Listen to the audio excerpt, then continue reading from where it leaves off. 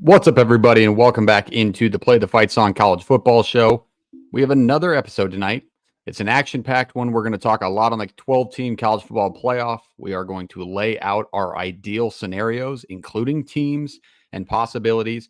There are differences within everybody's, so it should be fun. Differences in teams, seeds, all that fun stuff. So we will get to that later in the episode. But first, we have to talk to the guys that are all here. We're going to take you through recent news together, and we're going to talk a little bit on Clemson and Florida State, possibly going to the SEC and what that could entail for the Big Ten and other conferences. We're going to cover everything college football. That's what we do here. So hit the subscribe button, hit the follow button if you're here. Weekly show, weekly college football show, everything you need with the weekly. So with the spring portal window that's opening, and we already saw a couple names jump in today, which we're going to dive into. You're going to need these updates. You're going to need these to tune into. So hit the follow button, hit the subscribe button. But let's talk to him. Jake, little sun-kissed. Just getting back from Zona, trip with the lady. She rewarded you for your wedding presentation, I heard. How we doing it? Yeah, that's a good way to put it. We definitely we went back and actually watched the whole thing. No, I'm kidding. That definitely didn't happen. She was taking notes throughout. Yeah. Notes should have been taken on my end on things to properly say and not say to get in trouble with your significant other. That's probably what it should have been on the last slide of that presentation, if we're being honest. But no, it was good. Good time in Arizona. Didn't get to those boring Final Four games. Really was didn't seem like worth much of my time. So the sun was good and the golf was bad on my play. So golfing in, what is it, April in the Midwest is spot. It's hit or miss, but down there, I'm sure it was fantastic. But going back to the Final Four, JP, UConn, national champions in college basketball. Dan Hurley's squad wins it. I picked him to win my bracket. Granted, I got like 55% of my picks right. Yeah, I got the right winner. We're together on that. We're on the same page. Awful throughout the bracket. I got a little antsy and got a little crazy with it. Ended up being pretty chalk throughout the tournament. I did have UConn, but I also did, I think it was in the 98th percentile of the women's, had South Carolina in that one, had the Final Four outside of NC State, correct, national title, right? So I was good on the women's side, men's side, awful, which is bad because that's where all the money was that we were in all these pools. So tough right there. But I am envious of Jake because I enjoy Arizona. It's one of my favorite vacation spots. I haven't been down there in a couple of years.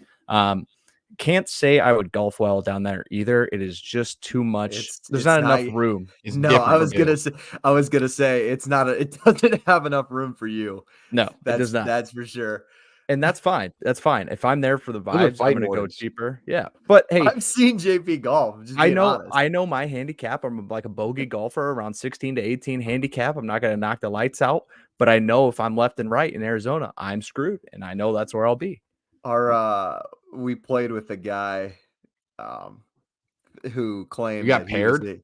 Yeah. So it was my dad and I, and then they had. I mean, it's a nicer course, so they weren't going to let you go off in twos. So just one other guy played with us, and he claimed he was a bogey golfer from the tips from where he was playing, and he should have taken a lie detector test because that would have failed.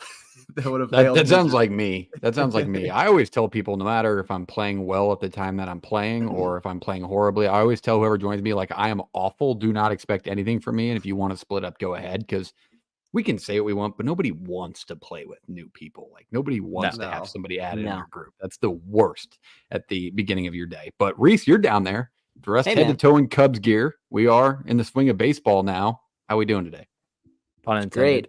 Supposed to be a long day, but thankfully it was cut short, and I actually got to go play some golf today. We're mashing some balls at the end. By the end of it, I was a triple bogey king today. But yeah, if I was in Arizona and there isn't a fairway next to the fairway I'm trying to hit in, it's gonna be a long day for me. So shout out to Will Brook up here. They got fairways on both sides of the fairway. I'm trying to hit it right now, so you can't lose a lot of balls. Fairways on both sides of the fairway. Perfect. It helps. I need a lot of practice before I get my game to go public this summer. But golf season is here. Hopefully the weather stays warm. Eclipse. I never asked. I never even mentioned it. Anybody see the eclipse? How was your view down there, Jake? Were you down there or were you here already?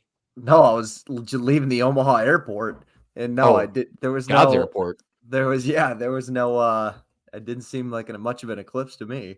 I don't know. It If was Was just it a good for you weird guys back color. home? It Yeah. wasn't like a total eclipse for you I guys, didn't was even it? look. No, I it was didn't look. 80, You're not it was like supposed to look, 80%. It was I like did it. You know what I mean? it's like an odd Dude, color. It for didn't make me, it was like 100%. It was straight over. It was cool as shit. It was so it pitch went black. completely dark. Yeah, it went nighttime at 3:30 in the afternoon. It was the wildest thing. Like it took forever to get dark, but like not even like the smallest sliver of the moon moving back over, and the sun was already shining, lit everything up. It was the coolest thing. What That's kinda badass. how long was it dark for? 3-4 minutes, nothing Oh, nothing I didn't crazy, know but if it was just straight up nighttime at That's a 3:30 in the long afternoon. time. It was 3-4 crazy. minutes. That's a marathon of night. Yeah, dude, it was weird. That is crazy. But all right, let's jump into college football. We had to get that off our chest, talk about all the boring stuff. But Science. let's start with some recent news. We are going to lead off with the discussion that the NCAA is having, but they want to ban prop betting when it comes to college sports, and they've already done so successfully.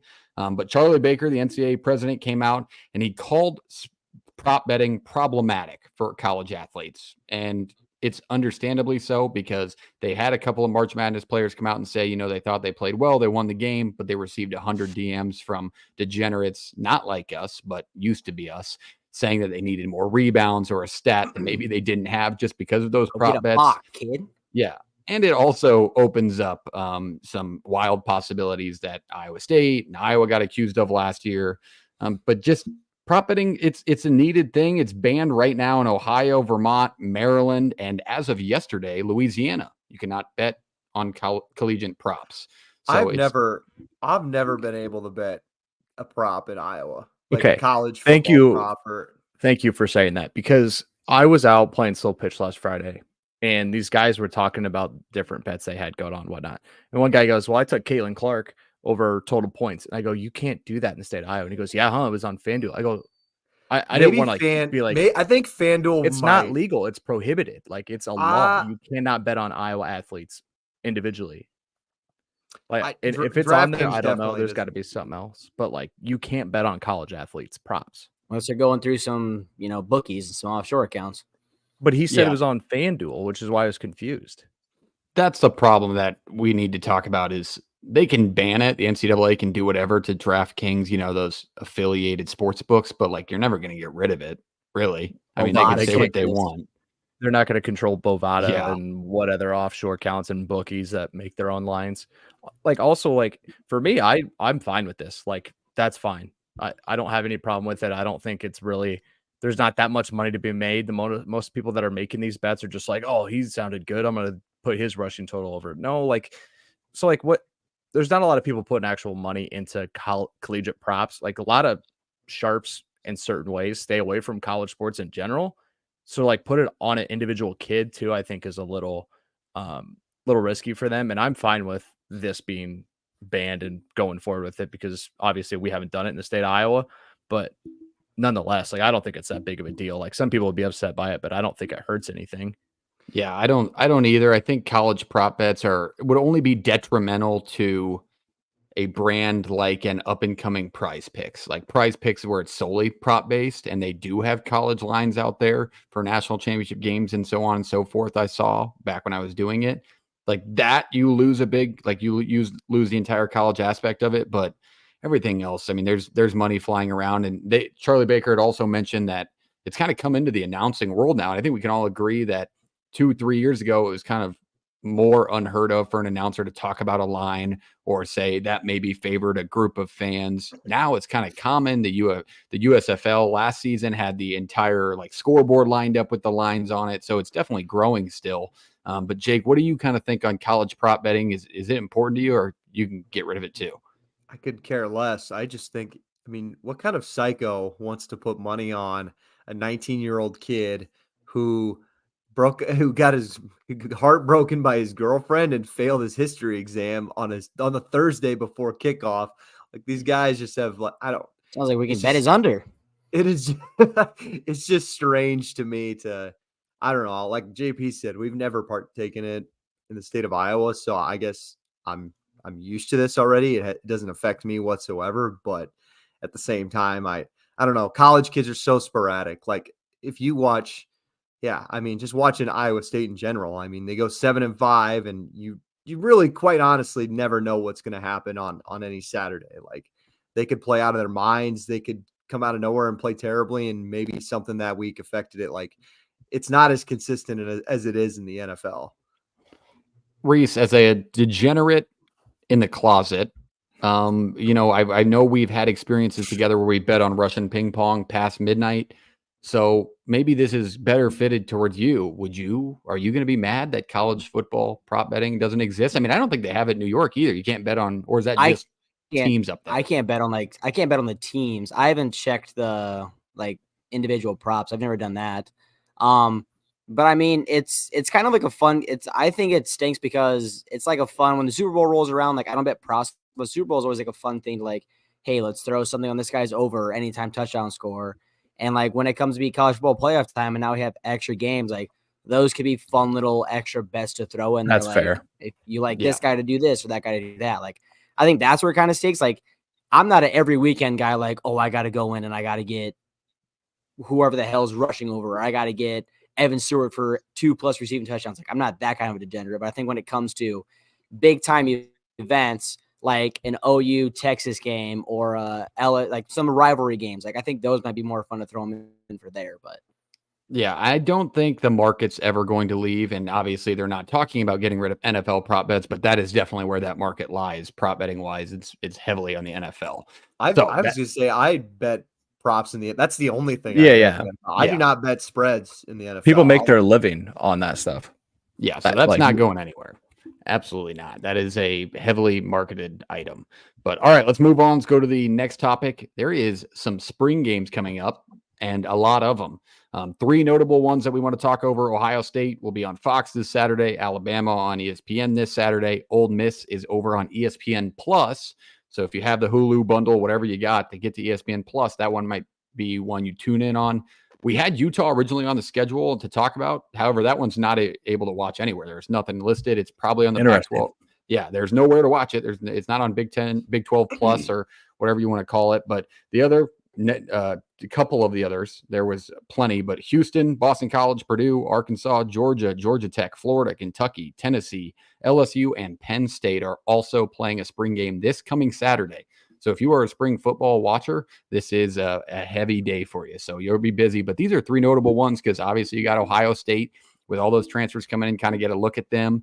Then you get, and the Chip Kelly offense, might I add. Alabama, you get the first look under Kalen DeBoer, and then Ole Miss, same thing. You got all those transfers, see how they're going to fit and scheme. They might not show you much, but it's at least a glance and that glimmer of football that we all need. JP, what are you looking forward to? Are you going to tune into Ohio State? I will be probably watching more highlights and just kind of watching it back on YouTube so I can control how fast it goes rather than sit down for the 3 hours. I did get time to watch Clemson's from last weekend. That was interesting. Not that we need to jump into Clemson's spring game, but for me, it's the quarterbacks at Ohio State I want to watch. I want to watch what the new defense looks like for Ole Miss, and I just want to see how DeBoer decided he's going to run an Alabama program and how popular it is within the masses down there. So I'll watch them back, but I'm not going to watch them live probably. Yeah, spring games are very important to individual fan bases only. I think you can't take too much away, but sometimes it gives you just that look that you can kind of base your offseason hype on. Jake, spring game guy or no? I mean, I was going to talk about it's become more popular definitely in the last couple of years. I know Dion in Colorado was I think the first televised spring game last year, and now we have 2 on the same weekend, and not to mention it's Masters weekend. So like Fox and ESPN's trying to put up a product up there to try to get a little bit of viewership on a big golf weekend, which I thought was really fascinating. But I definitely like to see it. I'm in the same boat as JP. I'll probably be more towards the YouTube side, but at least we'll have something to look at. Ohio State wise, I think it's really interesting. We've talked about the quarterback room with, I mean, what do they got? 4 or 5 guys. And ironically, the portal opens up on Monday. So you might get a telltale on how they do. I mean, their running back one of those running backs hopped in the portal already before the spring game, but maybe watch on Saturday for Ohio State and maybe you can kind of see who's going to jump in on Monday. Yeah, it's something to look out for sure. And it's almost like you wonder if they made this, they schedule your own spring game. You kind of pick what Saturday you choose. It's almost like they picked this maybe giving a guy a boot in the ass if they have 5 guys at a position, being like, hey, you might want to hit this portal window if you want a chance to play somewhere. Reese, you going to tune into any of these spring games? I think the Ole Miss one is interesting. I mean, I don't know if I'm going to tune into it because I got shit going on up here, unfortunately. It'd be like you, right? I have to watch the playback stuff like that. But I think the Ole Miss one is the most interesting one because I think when you talk about all the transfers they got in, if those guys are going to find their roles or not, or if it's going to be like you just talked about, hey, we have a lot of dudes here that can play. Maybe I'm not the right fit here. So. Yeah, and maybe we're swinging missing. If you're in the comments and you are like, they're missing the best part about a spring game, throw it out there. Maybe it's the tailgating beforehand. You get like a little taste of it when you've had a few months off and you get to at least be in the presence of football. But throw something in the comments if you were missing anything spring game wise. One question for us or people in the comments, either one. Do you guys know how to get access to the all 22 footage? Is it purely subscription based? Jake, do you know what I'm talking about here? No, like what's the all 22 is like the coaches camps, like if you were in the press box or end zone views, like you were watching huddle in high school or something, not like the all 22 stuff. A lot of the guys that do some of this breakdowns and all this stuff and like for the spring games and whatnot have that footage. I don't know if it's a subscription to like a certain, like all 22 as a company, but I would love to get my hands on some of it because it is not easy to come by. Just curious if you guys know anything about it. I don't. I didn't know that was a company, honestly. I thought they would probably run it through like a locked version of Huddle or a university version of Huddle. I know they all had those video creative teams. I didn't even know if they posted it to the public. So news to me. Spring game, we got to mention Syracuse football, April 20th in the JMA Wireless Dome. I'm probably going to make an appearance there. See if Kyle You don't want to wait another week, Reese? Yeah, that could have been on notable spring games for next week, Reese. I mean, okay. We could have changed up the red on this graphic because everybody in red is having a spring game this week. Heavy red is material, guys. A lot of SEC spring games this week. But all right, let's move on. Next, we are going to talk on college football 25. They had a release date leak. I don't want to say the word official yet. I've heard official. I've heard it's not official. But we are hearing July 19th. So pencil in your PTO, send your emails, block your calendar, do whatever you need to. But July 19th, 2024, we are back. It will be a Friday. Day. Oh, that's even better. Long weekend, kick off the long weekend. Probably, I would expect EA, maybe they won't do it with this, but maybe a little bit of early access due to pre-ordering, maybe on Thursday. Either way, I don't know. Reese, you might be the one. Actually, I don't know with you living in Carroll, but what? Were you guys a kid for like certain video games? Yes, I know, but I know for a fact Jake wouldn't go do this. That ever went to midnight release parties at GameStops and things like that? We didn't have. I mean, I knew a lot of people that did that for CODs. But they had they opened it. I mean, the Walmart in town, they definitely had games be released. Oh yeah, call it MW midnight, like Black Ops. MW MW3 was always like November 8th through the 12th. It was like something like that. Sitting in a line outside waiting. No, I never did it. No. Also, I think that'd be really cool for this if they found events like in your area, like Iowa City GameStop. We have 6 Iowa Hawkeyes down here to sign. Lincoln, Nebraska GameStop. We got 6 Huskers down here. Come sign your copy. That could be cool. How many? Like everybody digitally downloads the game now. That's what I was getting to. Is a lot of people digitally do it, but that'd be another way to push NIL, another way to push the game in just different ways. I don't know. I feel like it'd be a cool thing, and maybe it's still happening, but who knows? Having a physical copy of this game too, I feel like would be so much cooler because you've waited for so long. This one, I will 100% get a physical copy because I've waited for so long. Now, years down the road, and you have all the ones in the past, right? Like I think I have 2 to 14 right in there. Like I would like to add 25 to that. Yeah, I think one of the coolest things they did going back to the hype video that they originally posted was the down marker, the 14 to 25. Man, that just really builds the hype. I don't know if you guys go back and watch that video ever, but the hype for this game is absolutely unmatched. I do want to ask the question. I saw it posted on Twitter today. I believe it was by Everything EA College Football. Great account. Check it out. But he asked, what's the first thing you're jumping into? You want immediately in your dynasty, going to play now, or a road to glory? I have to jump into a play now just to see the feel of Kinnick. Fair enough. And then we'll do the rest. I'll set up the rest. But I feel like I got to go right into a play now. I got to check the uniforms too. I got to go through. That's the first thing I do. Yeah. I'm playing at least like a quarter, maybe with LSU or somebody, and then I'll like go to dynasty and start a dynasty with Iowa State. Then it's time to lock in, and I don't want to hear about. You've been waiting crap years for full this, of Schaefer. You dynasty. better think hard about who that first game's going to be with. That means I something. already know. Oklahoma State at Iowa and Kinnick. Nice. And This guy's thought it out. Jake, this isn't a shot, but it kind of feels like it's going to come out like one. But you got to be No, kind so of it's excited. going to be one. You kind of got to be excited. Like Iowa State wasn't like where they are now, program wise. When the last game came out, like everything's going to feel different. Yeah, I mean they're gonna have the end zone's gonna be done. It's not gonna be the old shitty one with the tiny box scoreboard in the. That's the whole new stadium is basically gonna be redone. So it's gonna be, yeah, I don't know. I wonder if they have like how crazy do they go in with the details? Like, do they put the big student facility with the Jack Trice stripes up in the left hand corner on that end zone? So yeah, it's definitely going to be a whole new world. We've also had new births of traditions within a few of the mid 3 schools. JP, you're gonna have the hospital up. They're gonna have the wave into it. Nebraska thunderstruck after the third quarter in the light show. Like all these new things that we haven't had in so long, they have a chance to incorporate into this game or at least add on later. So the hype is building for the correct reason. Reese, finish us out. You going road to glory? Play now. What are you starting with? I think I would do play now just to get the feel of everything before I dive into trying to get my guy the Heisman, you know? Reese sounds like a road to glory, move. Dude. Yeah, he's going to be a road to glory. I forgot how he's going to move. He's going to have 900 wristbands and armbands and forearm bands.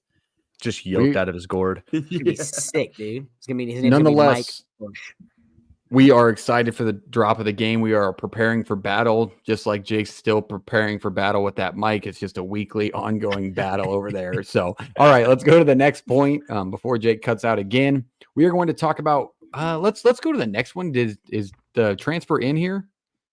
Yeah, let's go to these first, and then we'll go back to that conversation. I think that one could go a little bit longer. But a couple of transfer news dropped today. Damian Martinez, the stud running back from Oregon State, is rumored to be entering the portal in this upcoming window. Last year, 194 carries, over 1,100 yards, 9 touchdowns, and he averaged 6.1 yards per carry for the Beavers. Obviously a big name and is going to be an immediate on-field impact for a school or wherever he chooses to go. He was rumored on Twitter to supposed to be receiving $400,000 this year and from NIL purposes. So maybe he didn't think that was enough, or why do you think this move is being made? Maybe the conference schedule not being in the spotlight. JP, what do you think?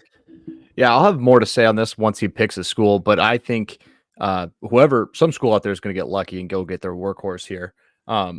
It's probably he gave the new coaching staff a run, really like tried it out, didn't work out for him maybe the way he thought he would. Maybe he did kind of sit on the thought of transferring and thought, I can play power football. Like I'd like to go do that, right? And so that's kind of where I'm at. I'd really like to see where he ends up. Jonathan Smith at Michigan State's got to be in the running for this kid, right?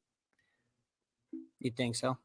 Yeah, you'd think so. I would think so. Jake, what do you think on this? What do you think on Martinez leaving? Did it shock you?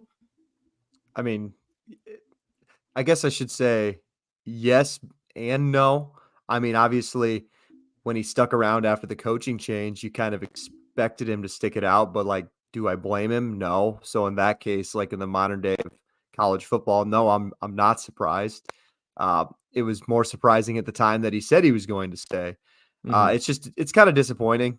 I don't blame the kid whatsoever, but if you're an Oregon State fan, like that was kind of the one thing you held on to going into next year. I would say, your best player turned down an opportunity to follow the coaching change, just turned down multiple dollar amounts, and he was going to stick it out in this unforeseen, like this era in the new Mountain West or whatever you want to call it. And, they still have their workhorse, their former freshman of the year in the Pac-12. So if you're a Beavers fan, it's kind of got to be a tough day in what has been probably a tough few months, I would say. There's honestly an argument to be made here that, if you're Oregon State, let's say you roll through your schedule because outside of Oregon, which they are playing this year, you could have a pretty successful year and you get that G5 bid. So, and then if he goes to a school that maybe is in a more competitive conference, doesn't get that bid, he could have shined a little bit more back at Oregon State. Reese, I'll let you give closing thoughts on this. Damian Martinez, what about the Orange? The Orange could use it back. We could, I mean, Cal McCord, you We'll need a guy? take Give a guy a call, dude. He already wears some orange. Why not come over to upstate New York where it's also cold and rains a lot, Yeah. Just like, Guy oh, would but be- you get to play in a dome up here, brother. How about that? he's acclimated. Brother is There you great. go. Good. He is acclimated, but that I like that. All right, let's go to the last one. Bear Alexander, the former Georgia Bulldog, transferred USC, 27 solo tackles last year, a sack and a half. He is also putting his name into the portal out there. It could be an immediate playing time for him somewhere else. You would assume so with the experience that he's had. Maybe schools that have a young D line, you see him, but it might just be a scheme fit for a school. What do you guys kind of think on this one, JP? Is this? I mean, not as big of a name, but still depth. This was a bigger deal last year. Now I'm worried. Mhm. 7 Yeah. schools in 7 years, if you include high school, Yep. like this is no Yep. longer, in my opinion, or feels like it, I guess, from the outside, because Maybe I don't know the Chief. kid. But that's a lot of schools and a lot of years. And one consistent thing throughout that whole thing is that this kid was at those schools. And so I don't think it's a personality thing or like anything like that. Maybe he just hasn't found the fit, but I don't know. We'll see. This is 100% just a depth guy for me. He's not going to be a stud of your defensive line. He's going to be great in the rotating 5 or 6 you got up front. Jake, were you kind of thinking the same? Well, that depends. He would be a depth guy at a power 4. I mean, if he goes to Wyoming or, some Sunbelt school, I would imagine he would Correct. get the nod and start right away. That's kind of where I'm interested to see.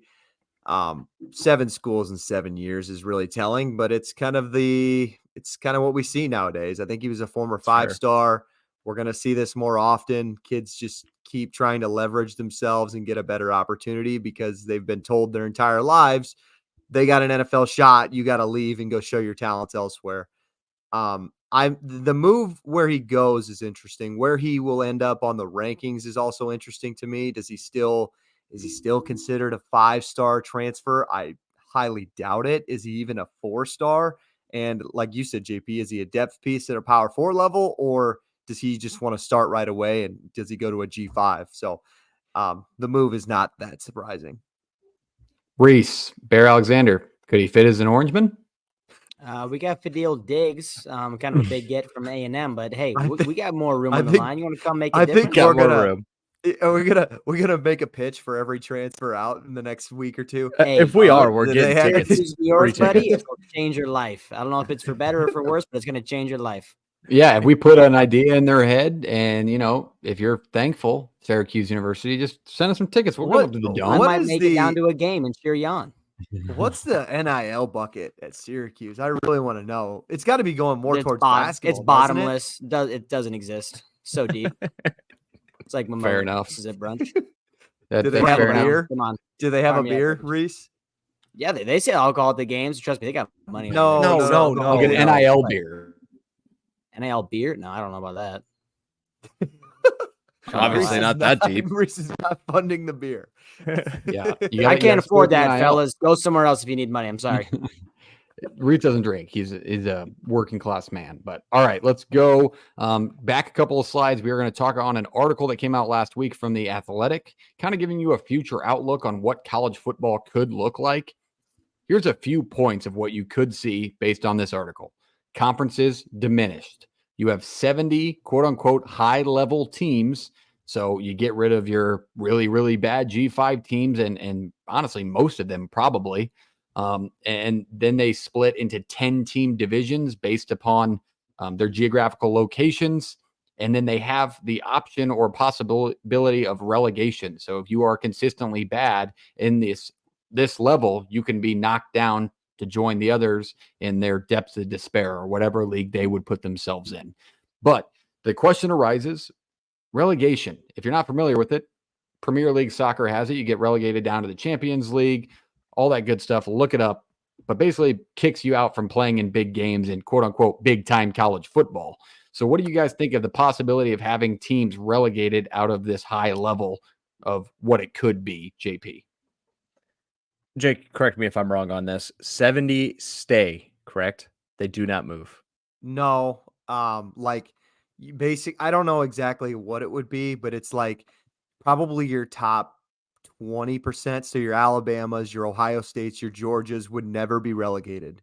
Even though, like, are they ever going to be that bad enough to be relegated? Probably not. But no, it's more like, I mean, hearing about it, it's kind of like Iowa State could be in that mix, Minnesota. Just trying to think of like some lower level, like if Oregon State made it in that top 70, like they're a team that could be relegated, like Vanderbilt. Like these are your teams that could be relegated if they have consistent poor years. Again, this was all hypothetical and like was anonymous interviews with I think it was former players, some administration, stuff like that. But no, not like there are, I would say probably 20 teams at least that could be relegated out of that 70. I don't know. I feel like this is just a weird way to go about it.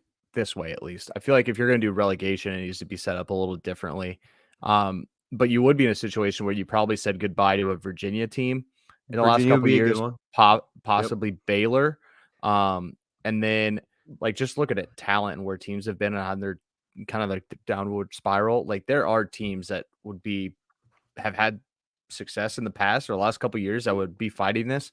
I'm not anti-relegation, but I'm anti-rushing into it. I think it really needs to be figured out. I really think it needs to be thought out in like an elongated period, not like the college football playoff voting that's going on right now where we're just trying to rush things because we have it in 2 years. It just has to work out a certain way, and I don't think that anybody has a real idea of how they want to do it. I'm more worried about when you have free reign within the portal and you have the ability to relegate teams. Dude, anytime a team gets relegated, the kids are leaving. And that's not cool. Like, there's not contracts, right? The kids get a pick where they go to school, believe it or not. And they could say, I'm going here, and then they have to influx. Kids are going to have to get turned away from big schools. Big schools are going to go get whoever they want. It's not like the Premier League soccer. I can't remember what they call it. Like, it's like their league and football. No. They're I think they call it, like, it's not a transfer window. It's something around that. Somebody in the comments help me out. Champions League, Premier League, all that stuff. Not Premier League window experts here. Yeah, Not the window League, in which Champions teams can sign people. Let me know what that's called. But the window. It's too much free reign. Like, the ability for kids to move off a team getting relegated up, like, is just not good. I don't think that'll jive well. So we got to get one thing under wraps first. I was going to say, JP, you said it completely correctly. Like, I would say that this needs to be thought of. It can't be something you rush into like you did with the 14-team playoff. But my one thing and my one request would be keeping college football and all other athletics within the athletic department separate. So the basketball team and the softball team doesn't fall repercussions of your football team being relegated. But I also agree there needs to be like contracts in place for players if their team does get relegated. But personally, I don't know about you guys, I love the idea of relegation. Maybe that's it looks 10 years down the road. As an Iowa State fan, like if we're bottom feeding in this new college football or whatever it looks like, the threat of like being relegated could really fire up a fan base. Maybe not in a great way, probably a really hostile and angry way, but I think it would be pretty good as far as like interest goes. And I think you still maintain the interest of the G5 programs of having that hope that this is our 1 year. You know, if we just really push forward this year, we can get into and play with the big boys next year, whatever it looks like. But again, needs to be carefully decided. But I think relegation could be a lot of fun. I hope the college football committee listens to this clip because there's been so many good ideas put forward that they should just run with it, fellas. But I think your points about them having stuff figured out, like with contracts, I think that would be figured out in time because I think we all see how crazy NIL is right now with kids hopping around in the portal and stuff like that. So I think they would get that stuff figured out first, and it would kind of be similar like if they were to go like to a relegation thing. So that's pretty close there. Transfer window, huh? Justin says in the comments, it's called the transfer window. They have 2 a year. What is it, like the deadline? Dude, I also know that you can put kids on loan. So like Manchester City would pay 80% of this guy's contract, but he would play for Sheffield United for Jamie half the Todd, season. Well, no, of the but you can season. do that too. Roy Kent.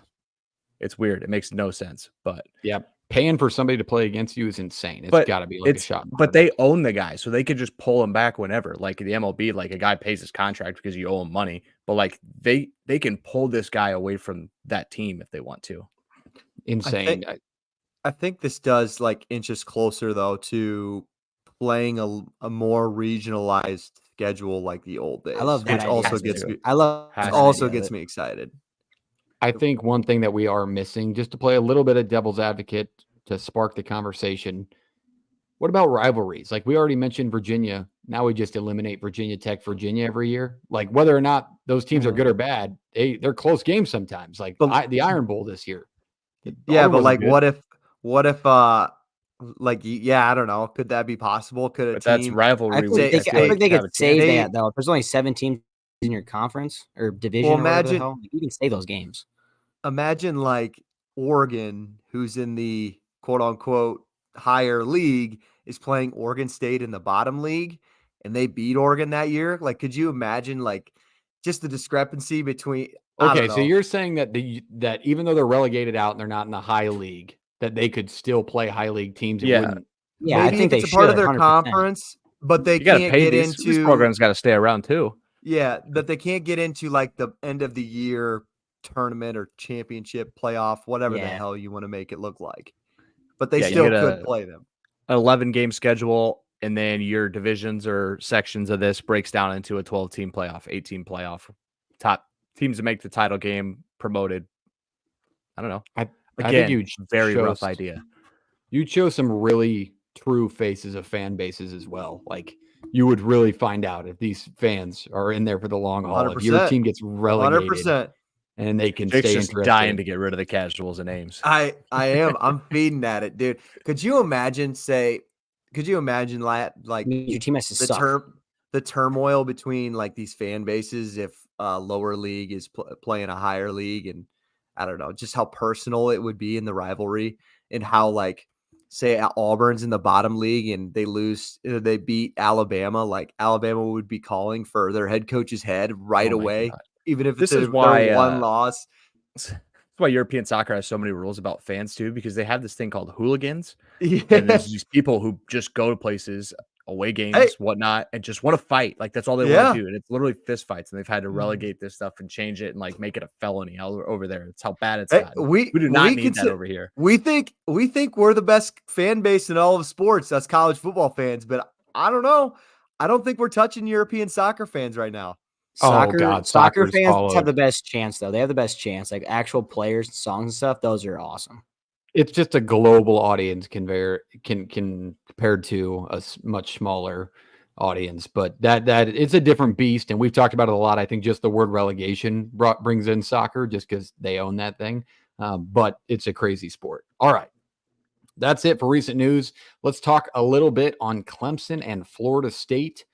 There are rumorings out there. Obviously, they're both very mad at the NCAA and the ACC because of all the things going on in college football world. Here comes the SEC. They're most likely, it's rumored a lot from these fan bases, they want to be a part of the SEC, upping that league to now 20 teams. The question arises, what would the Big Ten do in response? If you were the Big Ten, let's say Florida State and Clemson both join the SEC, how do you respond to this? Or do you try and split it up? What are you thinking? Let's go to Jake first. If I'm the Big Ten, I don't know if do you really try to make a move that fast if this were to happen between Clemson and Florida State leaving? Like, correct me if I'm wrong, that would make both teams or both conferences at 18 now, correct? Because is it 16 and 18? I know the Big Ten has 18. Yeah, I think the SEC's got 16 right now, don't they? Now with Texas and Oklahoma? Yes. So, I mean, what's the Big Ten's rush? Like, these are the two biggest brands in the ACC. Do they really want to rush to go get Miami or Virginia Tech? Like, they are high horsing their way over to grab probably North Carolina and Duke. Those are academic universities with good sports. Those two, yeah. You probably call Notre Dame again, and then you just pick of the litter, whatever other ones you want, right? you probably, if you're the Big Ten, you want to have your academics up to a standard. So the AUAA universities or whatever it's called, that would be your Dukes, your North Carolinas, your Notre Dames, things like that. So I think they would try to make a move immediately. Maybe not immediately making calls.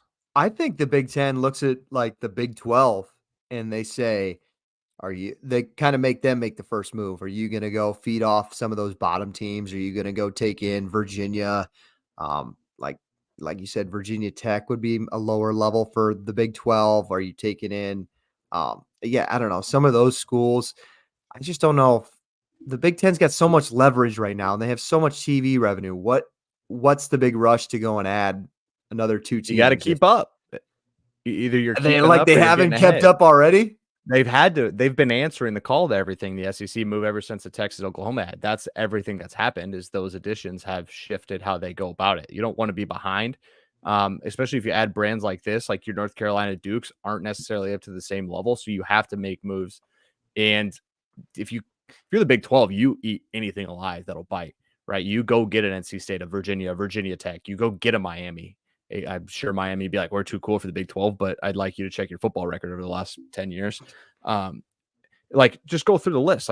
If I'm the Big 12 and this were to happen again, just hypothetically, I am feasting on whatever I can find out there.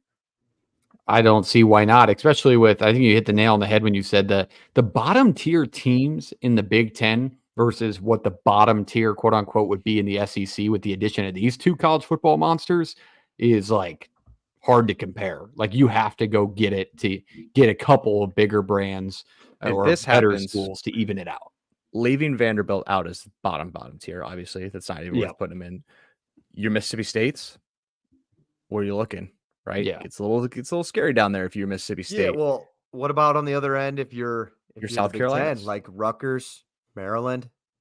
I mean, they always knew. They walked into the conference knowing they were screwed. I mean, let's be honest here.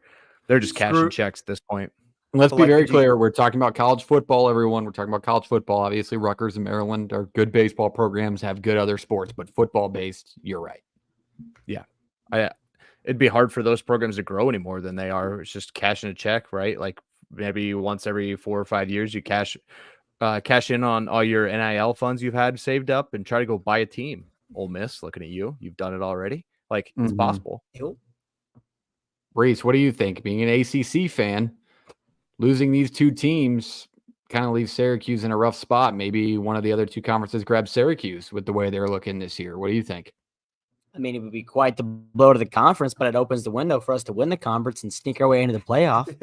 Fair enough. But I think losing them just sucks because now you're getting away from a Power 4. Like you're gonna get closer to a Power 3 almost. Because if you're gonna lose your top names, because I mean, then the top schools in the ACC become North Carolina, Miami, NC State gets bumped up. Virginia Tech's gonna be better, but you're losing your 2. I mean, Clemson the last decade has been what they have been, and then Florida State historically, you're losing your 2 best programs, I think, in that conference. So you're just diminishing the value of that conference, which in turn just hurts, I think, the sport of college football in general. So I think losing them is just a massive blow. And I mean, the SEC, do you really SEC? I don't. Obviously, they want these guys, but they don't really need them. It's just they want to go there. But SEC, sure, they're going to load their pockets up with more money, so they're going to take them. But I just don't think they need them for any reason.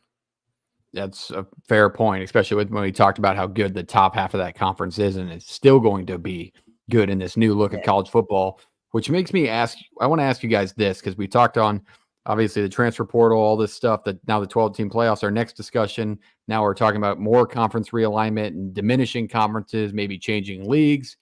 All this is a lot of change, and we haven't talked about this question in a bit because it sounds like we're giving all these ideas to keep it changing. Is this good? Do you guys like what's happening? This conversation, is this a good thing in your mind? You want to talk about Florida State going to the goddamn SEC, JP? No. I don't either. Thank you. I'm kind of over it. It's killing college football as we know it. We knew college football is this. This is what made us fall in love with it. And all that is dying. It's still dying. And they're still finding new ways to just get rid of it more and more.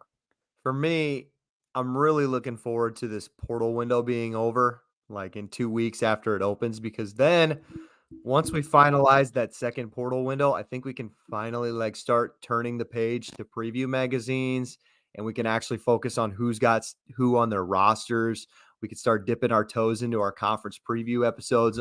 And yeah, I'm ready to talk about the 2023 or 2024, 2025 season.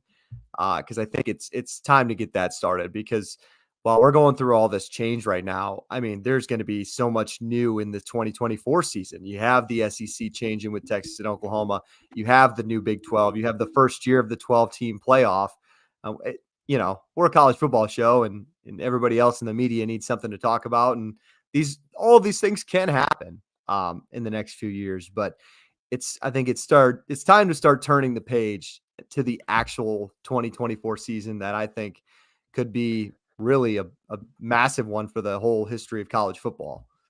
100%. I love that. Reese, as a newer college football fan, what do you think? Do you like that it keeps changing? I mean, it's hard to keep up sometimes. No, man, I think it pushes people away that things can't stay the same. And I think rivalries are a huge part of sports and like why you get to be a fan. And with all the realignment and everything changing, you're losing a lot of those rivalries. So you're losing reasons to go to football games or reasons why to love your school and hate another school. Like I think it's hurting your fan bases. Yeah, and some of the realignment maybe can birth or rebirth the rivalries that existed. Maybe Colorado and Nebraska can match up more with them being in the Big 12 now. Who knows? But like Colorado going back to the Big 12 ignites a bunch of old flames, any of the existing members that have stayed there forever.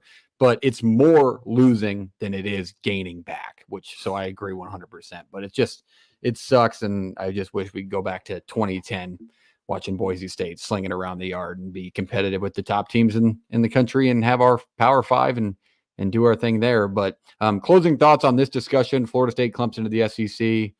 JP? No, I hope it doesn't happen, but it feels inevitable. Right. It all feels. Well, when they're both suing the conference, it does feel also very true. Inevitable. Yep. Feels very inevitable. Yeah, the ACC is falling between our eyes, and we're about to be down to a Power 3. What are they? I mean, are they going to change the name? Is it going to be Power anymore? They'll probably go. Maybe they'll be the Mid 3. We'll have to sue them. Yeah. Can you go back a decade, like even a decade and a half ago, and Iowa State fans like looking down on Virginia Tech and being like, your football program is so screwed. Could you imagine that 10, 15 years ago and where it is now? It was the other way around. It's literally 100%. Like Iowa State. What? No, you guys are going to Conference USA. You're going to the Mountain West. This team is congratulations.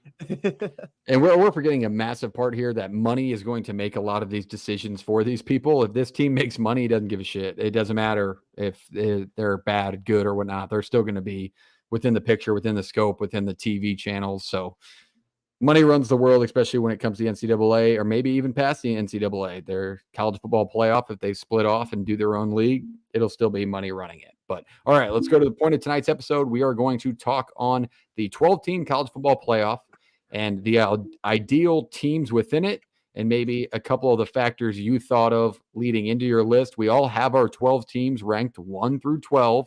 We've tried to set up a bracket. Jake screwed me. Don't ask, don't tell. But we have no graphics for you. So podcast people, you are going to get the full explanation. Yep. Maybe if I have another 4 days to make up the graphics, but let's start off with JP. JP, take us through your 12 teams and kind of why you made the decisions you did. You bet. I think best here if I just give you like a sentence or so on each team. I think everybody will have a good amount that are similar. That way we don't spend too much time on specific teams. And then ones I think might be outliers, I'll spend a little more time on. But, starting at the top right here, I want the blue bloods in here. I want the guys that are talented, the ones that actually I feel like have a chance to win a national title. I want the big matchups late. I put Georgia at 1. The seeding can be whatever it wants. This is just how I did it in my brain. Georgia at 1, Ohio State at 2, Florida State 3, 4 Utah. There's your 4 conference champions. Not predictions for the year. If you want to pencil UGA and Ohio State in as my projections to win the Big Ten and the SEC, would be mad at you. The other 2, I'm still going back and forth on. I want Florida State in there. I think they need a legitimate shot, as they didn't get one last year to win a national title. Utah, I think, would be a ton of fun to get in there. It's a great fan base. Would like it a little more if they were getting a home game, but in this format, they won't. 5, I have Oregon. Oregon, I think, is another team last year I was high on. I thought they legitimately would beat Washington in that Pac-12 title game and then give people a run for their money for a national title. It didn't happen. 6, Texas. That's your second best SEC team. Ole Jordan, Miss let me at stop. 7. Let me stop. Okay, you. what? You said Ole Miss at 7. Yes. We Again. are 7 for 7 right now. Me and Oh, you. geez. That's ugly. Why'd you I didn't jinx love it? that. No. That's about to again. go south real quick. Okay, cool. I just put numbers next to them. I thought pure guesswork there. 8, I have Notre Dame. I think, as I'm not a big Notre Dame guy, I do think that the fan base brings a lot of life to college football. And if we're trying to keep traditions alive and keep big brands in it, Notre Dame's got to be in that 12-team talk, right? 9, Arizona. Here's your second Big 12 team. Sorry, neither one of them. And that's it for the Big 12. Neither one of them have been there more than, at this point, a couple months. So Arizona at 9, I just think I'd have a ton of fun watching that team play.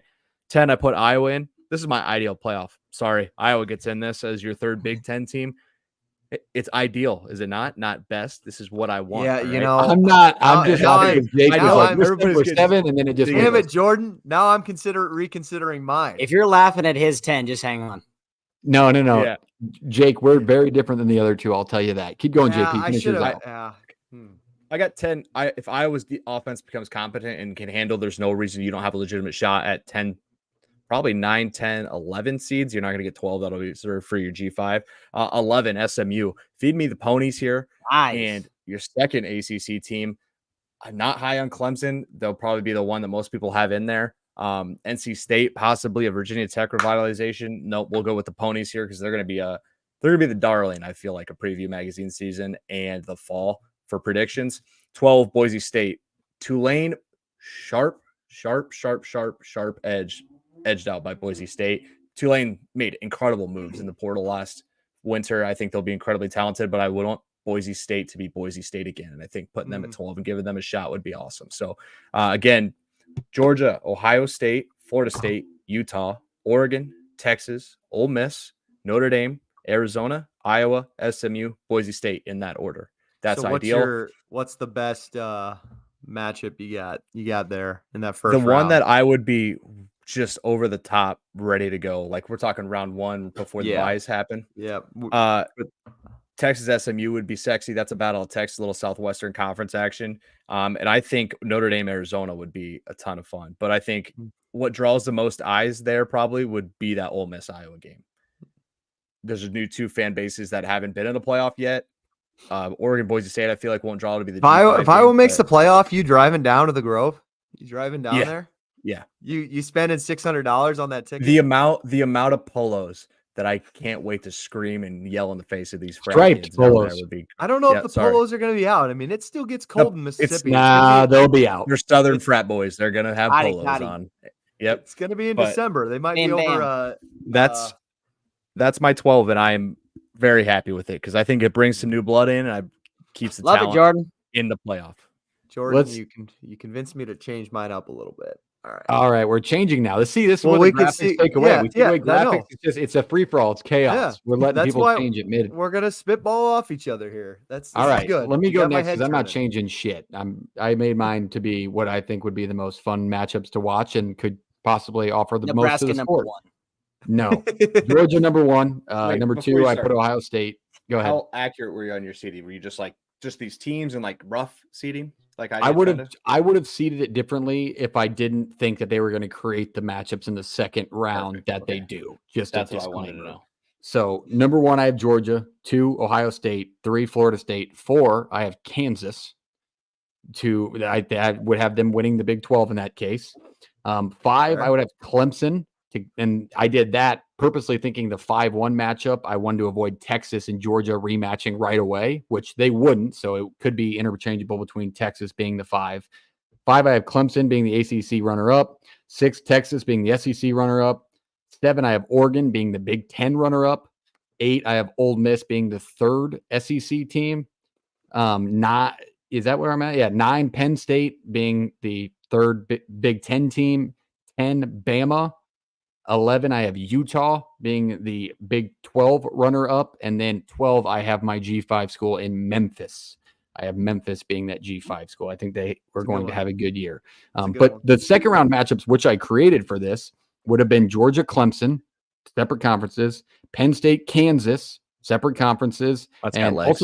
I wanted to throw Kansas in there to keep the Midwest involved. I didn't want it to be so South heavy, and then Utah. Yep. So it keeps the Midwest football in the brand. And then Oregon, Florida State, I think would be my favorite matchup of all this, because then you could really either keep Florida State at bay and in the ACC and save college football. And then the last one, Texas, Ohio State, would obviously be great for just talent purposes and good TV. But yeah, that was my 1 through 12, and that would, I think, would be the best for college football. Notice how there's no Nebraska. I'm giving you a professional opinion, not a fandom opinion. I'm just kind of like that. Like, this is Nebraska in the playoff would draw a lot of eyes. It would draw. Oh my God, yeah, it would draw. It would make a shitload of money. Also, the schedule is, it's not terrible this year. It's really not. There's 9 wins there. If you could find them, like there's 7 pretty there. But yeah, God, I didn't put them in there. I cannot wait until we get to the November when Nebraska got screwed out of the 12-team playoff at number 16. They're ranked 60. We're arguing about the last 4 teams. That'll be all schedule based, and then it'll be just based on Nebraska had this schedule. You know those arguments. I don't know if I could argue it with the first 7 weeks. I really don't. I'm just saying, like, those arguments are going to be just brutal to listen to for any. Oh my God, because nobody's going to have any real legs to stand on. They're just going to be purely what I think. You know what I mean? They're 13, 14, 15, and 16 for a reason. They don't. If we're in that playoff, if we're in that discussion at the end of the year, after I get done washing and drying my towel that crunches, if you know what I'm saying, then we can address that conversation then. But that's where I would be at with that topic. All right, Jake, take us through yours.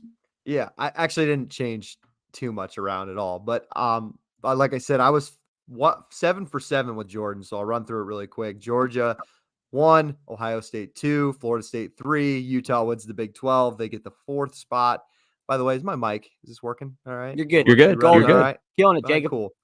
Number 5, I have Oregon. Number 6, I have Texas. Number 7, I have Ole Miss. This is all based on, I think I would love to see all these teams in those spots. I think they're all really talented. I think they all actually have a real possibility of being in those spots, and I'd be very happy to see them there. Number 8, I have Penn State. I think that makes the third Big Ten. Yes, the third Big Ten team behind Oregon. At 9, I have Alabama. I think Kalen DeBoer can actually do some damage in the portal window on Monday, and I think this team could actually be a legitimate 12-team playoff contender by the end of it. And I would be good with seeing that. I would like to see. I like Kalen DeBoer. That means hopefully his offense is right. It's going well. He's got Jalen Milroe playing well. I think it'd be a fun team to watch still in the playoff. I don't care if they've been there, 10 of the last 12 years or whatever it is. At number 10, I have Notre Dame. I would imagine if Notre Dame's going to be in this spot, do they get the 10 spot with 2 losses this season, or do they have to go 11-1? I think they got to go 11-1. They're going to favor the conferences first, right? I think so too. With how the thick of the schedules and now the conferences, like, you got to reward those teams for playing those. Yep. I agree. That's why I was teetering them at number 10, and I think the matchup I'll give you is going to be a lot of fun anyways. Number 11, JP gave me the idea of Iowa. Iowa State's got a legitimate shot. They're in the top 5 odds for the Big 12. I don't see them. I really don't see them. This is ideally not what I should see, but I don't see 2 Big 12 teams getting in this year. I think they're going to beat the hell out of each other. I wouldn't be surprised if Utah is 10-2 at the number 4 spot and everybody's going to bitch about it. So I don't see Iowa State getting in at 11. So for that, I will put Clemson in. I've been on this show a lot, shit talking Dabo and how he doesn't adapt to the portal. And this could be his last chance, especially for me. But this is a guy, we don't have many national championship coaches, active national championship coaches left. To see him get his shot as an 11 seed in the playoff, I think could be fun. Especially, I think they're going to have a good defense anyways. And number 12, got to give me Boise State. JP said it. Got to have Boise State back. To get Boise State back into the playoff contention and back in the spotlight would bring a lot of nostalgia to me.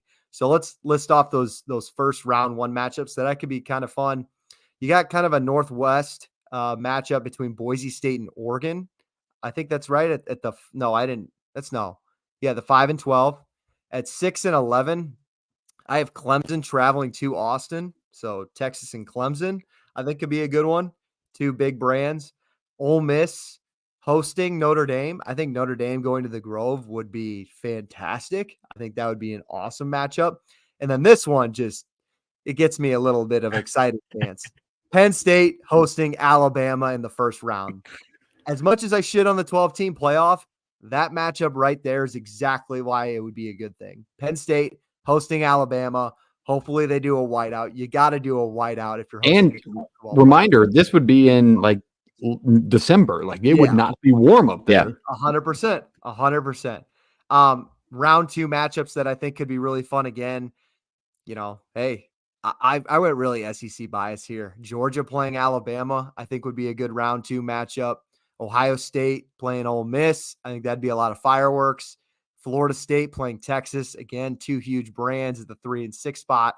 And then you have a rematch of the old Pac-12, Utah and Oregon, I think would be a blast to give us some old Pac-12. Agreed. So those would be a lot of fun. There's about 3 or 4 matchups that would get me really excited there. I don't know about you guys. When I was filling this out, I'm falling for it. I'm falling for my SEC bias again. I could have legitimately put 6 SEC teams in there. I kicked out Missouri. I had Missouri originally in. LSU, I can make a case for. I think there's some like Oklahoma, I think will be solid. Like there's a lot of SEC schools I had to leave out. Tennessee, A&M. Tennessee. Yep. Thank you. As much as we talk about the Power 4 teams and conferences, we still have that love for G5, but with the new schedules and how loaded these conferences are, it's extremely hard to stick up for them and not reward teams that still had good seasons through schedules like that. But it's getting tougher.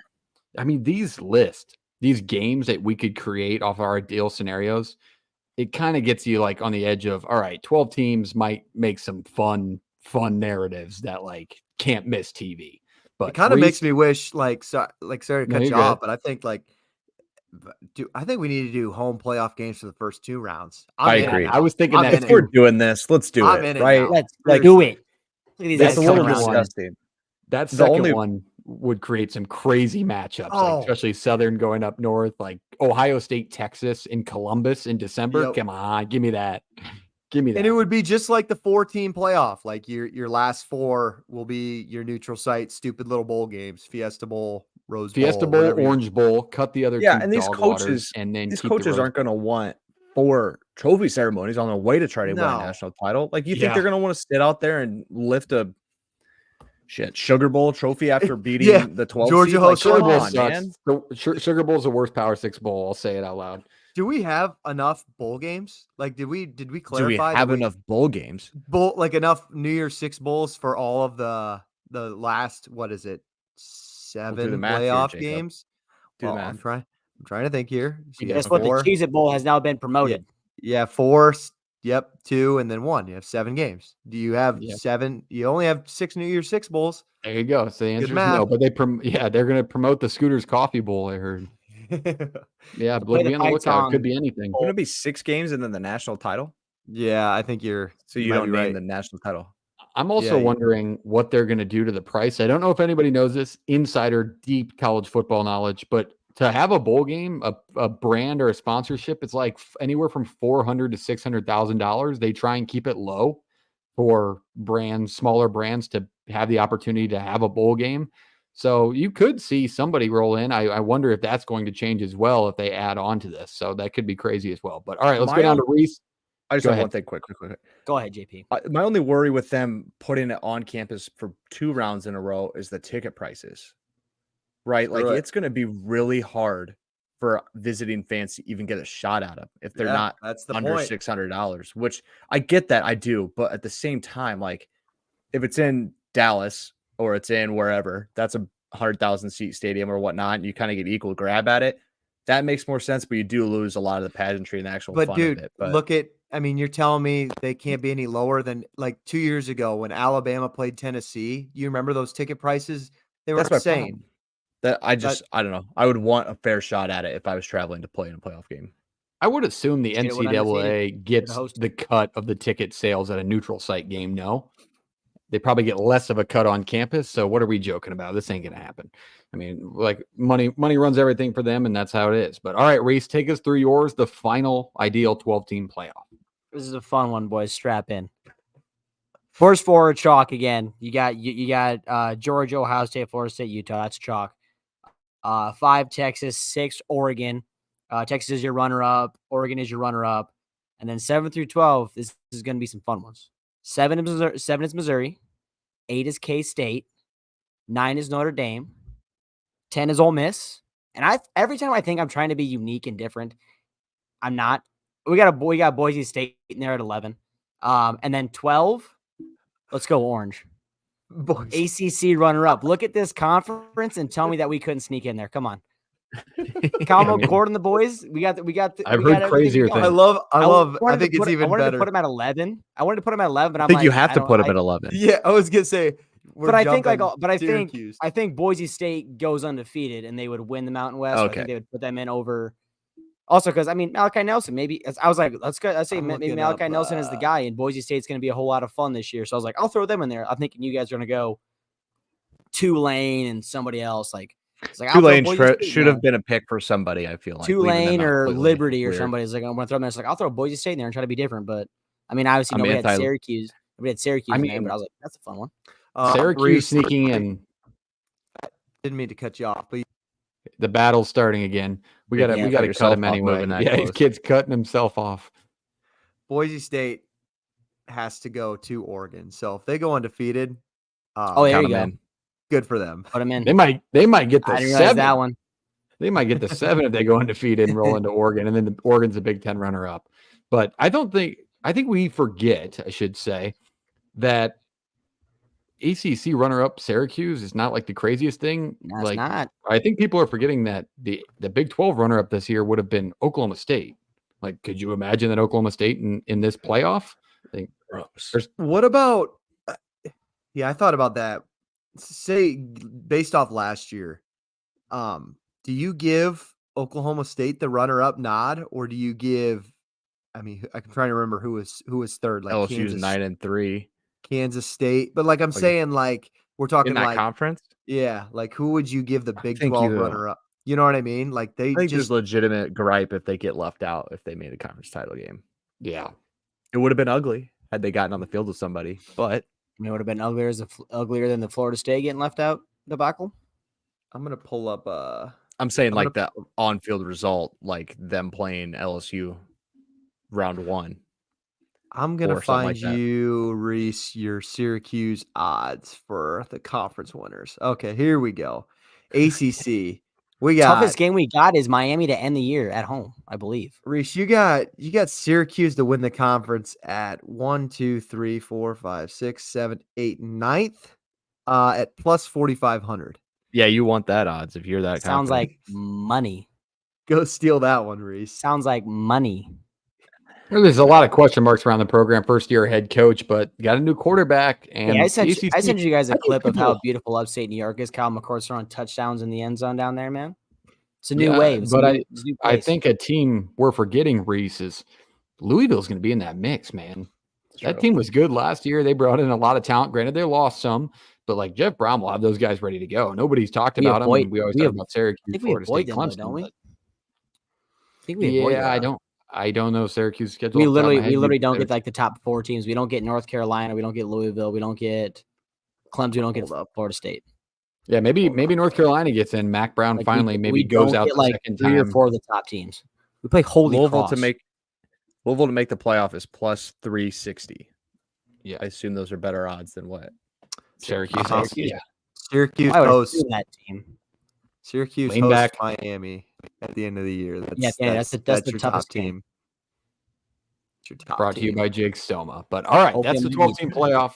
A lot of different scenarios, a lot of different fun games that could be created. Obviously, as we go through the year, we'll be able to create more realistic scenarios and tell you what the best possible games to watch or maybe experience are when it comes to South teams traveling north to play. But there's going to be a lot of fun possibilities, even though they're ruining our love for the sport a little bit by the stuff they're doing. It's okay. We'll always take you through it. We'll adapt. We'll still love the sport, and we'll be here for you week to week.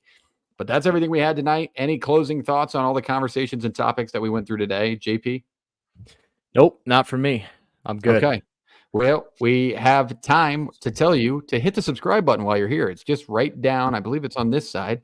Right down here, hit the damn subscribe button in the corner if you're on YouTube. Hit the follow button if you're on X and you just clicked on the video. Fast forward at the end to hear our great closing. But subscribe. That's the best way to support the channel. We are excited to bring you next week's episode already. I'm not going to tell you what the topic is, so stay tuned on our page throughout the week. Jake, take us away. Play